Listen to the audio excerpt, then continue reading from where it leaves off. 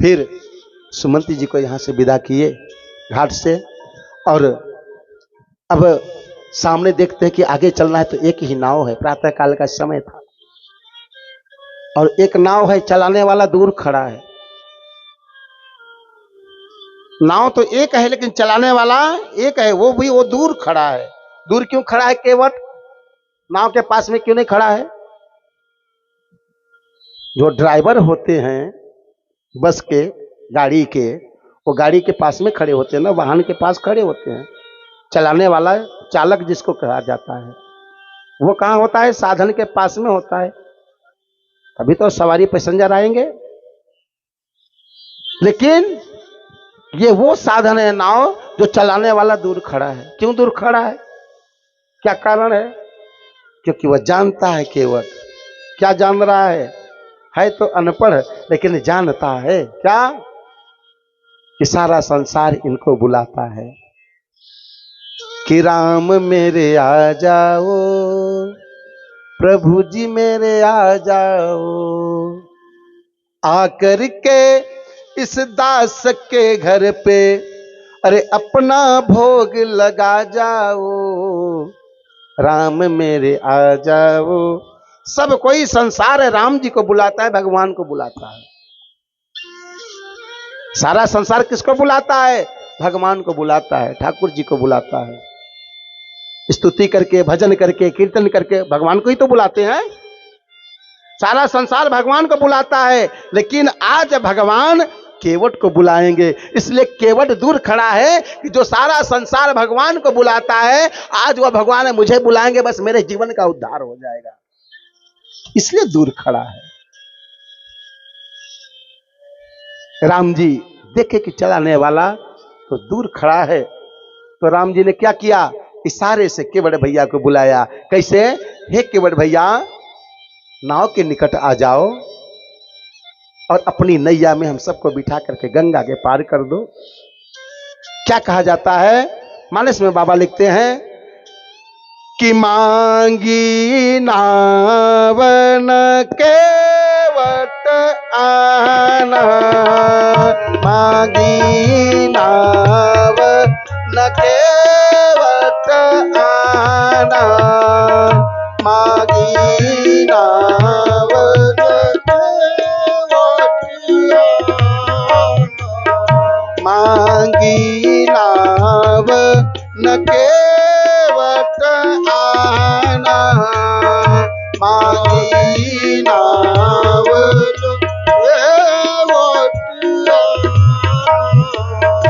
मांगी नाव न केवट आना, मांगी नाव न केवट आना, कहीं तुम्हार मरम मैं जाना, कहीं तुम्हार मरम मैं जाना,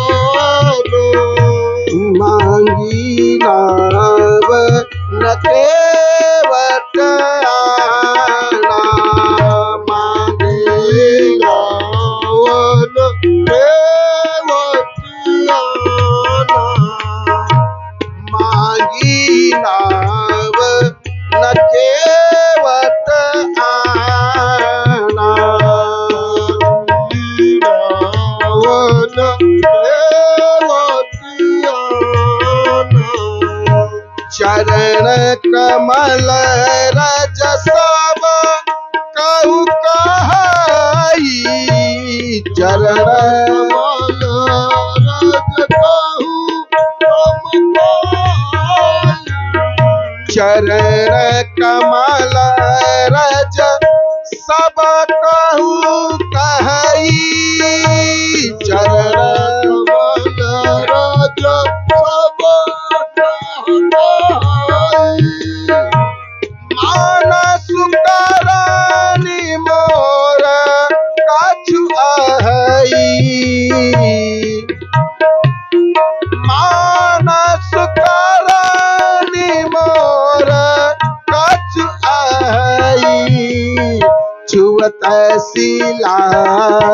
भई नारी सुहाई पाहन तेन काटी कठिनाई छुअत सीता भई नारी सुहाई पाहन तेन काटी कठिनाई ही प्रतिपालऊ सब परिवार नहीं जाने प्रभु और कबारू जो प्रभु पार अवसी का चहु जो प्रभु पार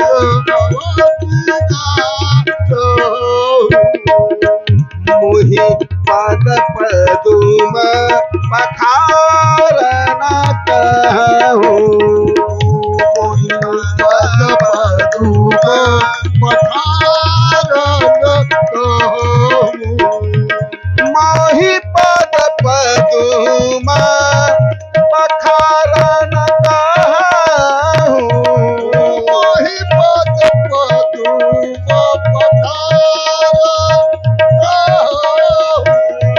मोहि पद पदुम पखार न कहूँ मोहि पद पदुम आह मोहि पद पदुम पखार न कहूँ मांगी नाव न केवट आना मांगी नाव न केवट आना। राम जी ने क्या मंगाया? आपके ध्यान भटक रहे हैं। क्या हो गया? क्या हो गया मैया? फिर ध्यान क्यों भटक रहे हैं? इतने अच्छे प्रसंग चल रहे हैं कथा के और आपके ध्यान भटक रहे हैं। सोचिए, भटकना ध्यान का, हृदय आत्मा से कथा प्रसंग छूटना, बहुत पीछे चले जाना है। हाँ? जब तक बैठे हो ना तो यूं मुझे देख करके ना बैठो। जब तक बैठो कथा प्रसंग में तो मुझे देख करके ना बैठा जाए। किसको देख करके? अपने भगवान का ध्यान करके, अपने भगवान को देख करके, हृदय से भगवान का सुमिरन करके, उनका ध्यान मन में बना करके तब कथा प्रसंगों को सुना जाए और तभी कथा का सार्थकता निकल करके जीवन में आता है।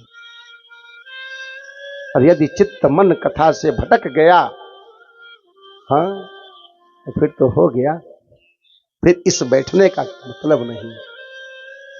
हाँ, हम जितने भी हम सब बैठे इस राम जी की पावन कथा में ना, 10-20 जो भी हैं, 25-50 जो भी हैं, पर्याप्त है। मुझे बहुत बड़े भीड़ की आवश्यकता नहीं मैया, बहुत बड़े भीड़ आए, खूब पंडाल हो तभी हो, है? नहीं, जितना ये ठाकुर जी ने दिया है पर्याप्त है। राम जी की कथा भीड़ के लिए नहीं होती। भीड़ तो नाच गाने के लिए होता है। जहाँ पर नाच हो, गाना बजाना हो, कोई नर्तकी आए नाचे तो वहाँ पर भीड़ होता है, स्वाभाविक है ये बात। लेकिन जहाँ पर धर्म की, मर्यादा की, संस्कार की कथा जहाँ पर बताई जाती है वहाँ पर भीड़ नहीं आती है। अब वहाँ पर कौन आते हैं? वहाँ पर व्यभिचारी नहीं आते हैं। कौन आते हैं वहाँ पर? जहाँ धर्म कार्य हो, कथा प्रसंग हो, भागवत हो, शिव महापुराण हो, राम जी की कथा हो, माता रानी की कथा हो, जो भी कथा हो, भजन कीर्तन आरती पूजन जो भी हो, वहाँ पर कौन आता है? तो एक सच्चा भक्त होता है, साधक होता है, वही आता है।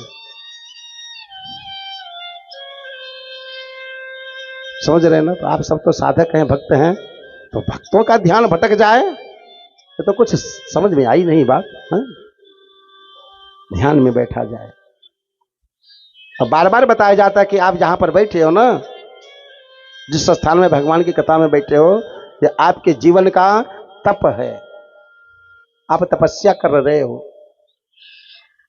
एक वो तपस्या होती थी जो अपने घर को छोड़ छाड़ करके, माया से निर्मित होकर के छोड़ छाड़ करके वन में जाते थे और धूप गर्मी बरसात सहते थे और कई कई हजार वर्ष तक तपस्या करते थे। तब जा करके उनको क्या मिलता था? हाँ, वरदान मिलता था। और हमें आप तो सुंदर भगवान के ठंडे ठंडे मौसम में, हाँ, छाया में भगवान के अपने घर के आसपास ही भगवान की कथा में बैठे हैं, तप रहे हैं। और तप नहीं रहे हैं तो ठंडा मौसम है, कहाँ तप रहे हो? तप का मतलब होता है तपना, ताप। हाँ? हम तो आप बस आनंद में बैठो, बस हो गया, क्योंकि आप भगवान के ध्यान में बैठे। और मन चित्त अगर भटक गया फिर कथा का रस ही समाप्त हो गया। यहां चल रहा है प्रसंग, मांगी नाव न केवट आना। केवट भैया से राम जी नैया को किनारे मंगाते हैं और केवट भैया कहता है ना, मैं नहीं लाऊंगा। दर्शन करिए, सारा संसार भगवान से मांगता है, सारा संसार भगवान से मांगता है कि भगवान दे दो दे दो। आज भगवान केवट भैया से नाव मंगा रहे, किनारे आ जाओ। लेकिन अद्भुत बात है ना भैया, आज भगवान केवट से नैया मंगा रहे हैं कि अपनी नैया किनारे लेके आ जाओ। और केवट कहता है क्या, मैं नहीं लाऊंगा। भगवान को मना कर दिया, मैं नहीं लाऊंगा। भगवान जीवन में आपसे यदि कुछ मांगे तो आप मना कर दोगे क्या? नहीं। लेकिन केवट मना कर दिया, मैं नहीं लाऊंगा, जवाब दे दिया। क्यों?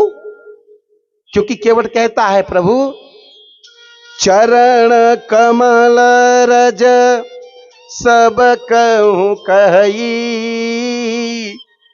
मानस करने मोर कछु अहई। क्योंकि इसलिए नाव को पास में नहीं लाऊंगा क्योंकि मैं आपकी महिमा को जानता हूं, मैं आपके भेद को जानता हूं।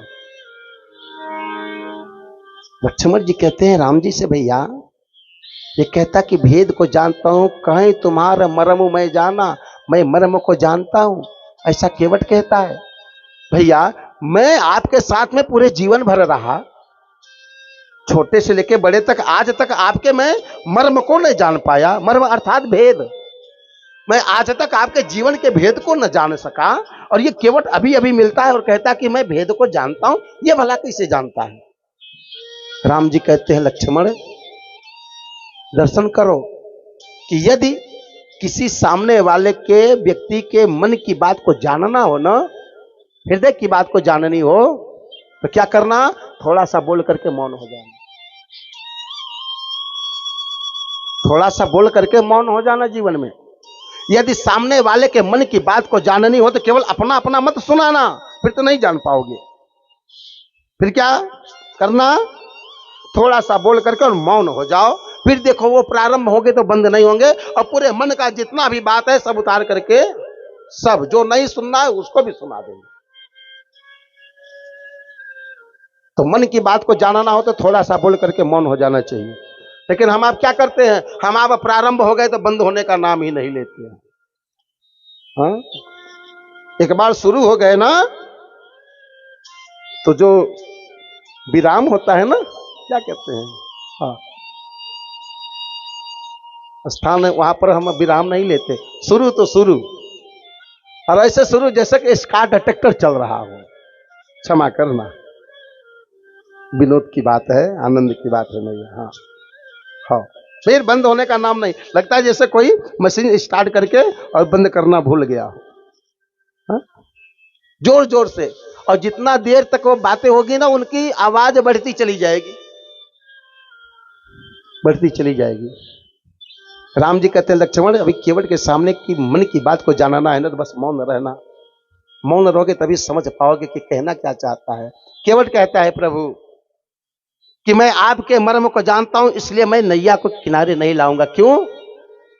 कहता है कि छुअत शिला भई नारी सुहाई, पाहन तेन काठी कठिनाई। पहला भेद क्या है कि आपके चरणों से जो शिला अर्थात पत्थर थी वह आपके चरणों की धूलि से स्त्री बन सकती है, तो ये तो मेरी काठ की नैया है प्रभु। हाँ? अगर इसमें आपके चरणों का जादू चल गया तो ये भी स्त्री बन जाएगी। हाँ? दुहाई बाप की, एक तो संभाली नहीं जाती जो घर में है और दूसरी और बुलाना चाहते हो आप। हाँ, एक है जो संभाली नहीं जाती, हाँ? और दूसरी काहे आफत गले में डालना चाहते हो प्रभु। हाँ? क्यों दूसरी की तैयारी में लगे हो? ये भी अगर मेरी नाव स्त्री बन गई तो मैं तो भूखों मारा जाऊंगा। एक का तो भरण पोषण कर नहीं पाता, दूसरी और आफत दे रहे हो आप। हाँ? मुझे और कोई दूसरा काम भी नहीं आता कि मैं दूसरा काम करके और अपने परिवार का भरण पोषण कर लूंगा। यही मेरी नाव एकमात्र जीवन की सहारा है। जो इस घाट पर आते हैं उसको गंगा के उस पार घाट पर उतारते हैं, और जो मजूरी मिलती है बस उसी से अपने परिवार का भरण पोषण करते हैं। और जब ये मेरी नाव ही हाथ से निकल जाएगी तो मैं क्या करूंगा? कहीं का नहीं रहूंगा, भूखा मारा जाऊंगा। तो करुणा करो, आप तो करुणा वाले हो, करुणा बरसाने वाले हो। इतनी तो कृपा करो कि मेरी नाव बची रहे। केवट कहता है आगे के भेद को, क्या कि यदि आपको गंगा के उस पार जाना है प्रभु तो एक उपाय है। क्या कि आप अपने चरणों को धुलवा लीजिए, मैं आपके पांव की वो जो जड़ी बूटी है ना निकाल लूंगा। फिर काम नाव पर नहीं करेगी तो स्त्री नहीं बनेगी, फिर आपको अपनी नाव में बिठाऊंगा और आनंद से लेकर के पार करूंगा। केवट बोल दिया, राम जी मौन है, लक्ष्मण भैया मौन, सीता मैया मौन, कोई नहीं बोल रहा। केवट बोल करके देख रहा है, ये तो कुछ बोल ही नहीं रहे, मैं ही केवल बोलते चला जा रहा हूं, ये तो मौन हो गए, कुछ बोल ही नहीं रहे। क्या हो गया? मैंने ऐसा क्या कह दिया? मैंने तो केवल इतना कहा कि यही एक नाव मात्र सहारा है, और जब तक आपके पांव को मैं पखारूंगा नहीं तब तक नाव में नहीं बिठाऊंगा, क्योंकि ये मेरी नाव अगर हाथ से छूट गई तो मैं तो भूखों मारा जाऊंगा। और यदि गंगा के पार जाना है तो पांव को तो धुलाना पड़ेगा। इतना ही तो कहा, और तो कुछ कहा नहीं। फिर ये कुछ बोल क्यों नहीं रहे हैं? रात में तो खूब बातें हो रही थी निषाद जी महाराज से, ये सुबह सुबह इनको हो क्या गया? बोल क्यों नहीं रहे? केवल इशारा किए बस हो गया, बुलाए मुझे हो गया। केवट लगा अपने मन में विचार करने कि हो क्या गया इनको, क्यों नहीं बोल रहे? हाँ ना, कुछ तो बोलना चाहिए। लेकिन राम जी कुछ बोल नहीं रहे हैं। केवट कहता है प्रभु यदि आप नहीं बोल रहे हैं तो मैं, कोई बात नहीं, मैं छोटी जाति का हूं, मल्लाह हूं, और आप राजा राजकुमार हैं। बड़े लोग छोटे से कहां बोलते हैं? बड़े लोग छोटे से कहां बोलना चाहते हैं जल्दी? हो सकता है आप राजा राजकुमार हैं, मुझे जैसे मल्लाह से केवट से नहीं बोलना चाहते हो तो कोई बात नहीं, हाँ या ना में शीश को तो हिला सकते हैं। केवट कहता है कि बात छोटी है, सिर को हिला दीजिए, कि बात छोटी है, सिर को हिला दीजिए, पांव अपना प्रभु जी धुला लीजिए, पांव अपना प्रभु जी धुला लीजिए, पांव अपना प्रभु जी धुला लीजिए, पांव अपना प्रभु जी धुला लीजिए, बात छोटी है, सिर को हिला दीजिए, बात छोटी है,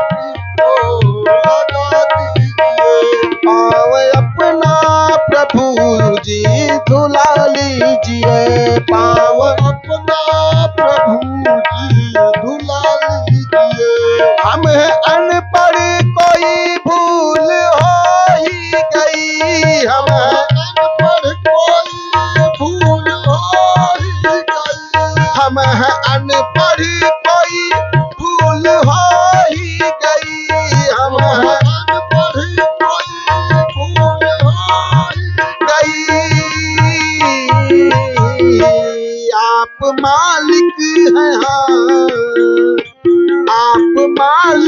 है सब कुछ भुला दीजिए। आप मालिक है सब कुछ भुला दीजिए।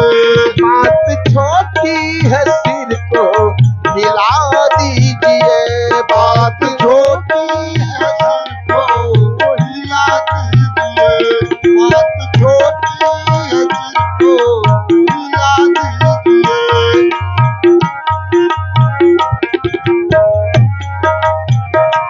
आप सोच रहे होंगे कि ये बहुत केवट भाव खा रहा है, तो इस केवट को छोड़ो, दूसरे केवट की व्यवस्था करो, दूसरे मल्लाह को बुलाओ, वो लेके जाएगा। तो यहाँ कोई दूसरा भी आसपास नहीं दिखाई दे रहा, केवल एक मैं ही अकेला हूँ। हाँ, कोई दूसरा भी नहीं है। और यदि दूसरे को बुलाना चाहेंगे ना तो भी वो आएगा नहीं। कहता है केवट क्या कि गैर मल्लाह आएगा हरगिज नहीं। गैर मल्लाह आएगा हरगिज नहीं। गैर मल्लाह आएगा हरगिज नहीं। गैर मल्लाह आएगा हरगिज नहीं। आप नाम लेकर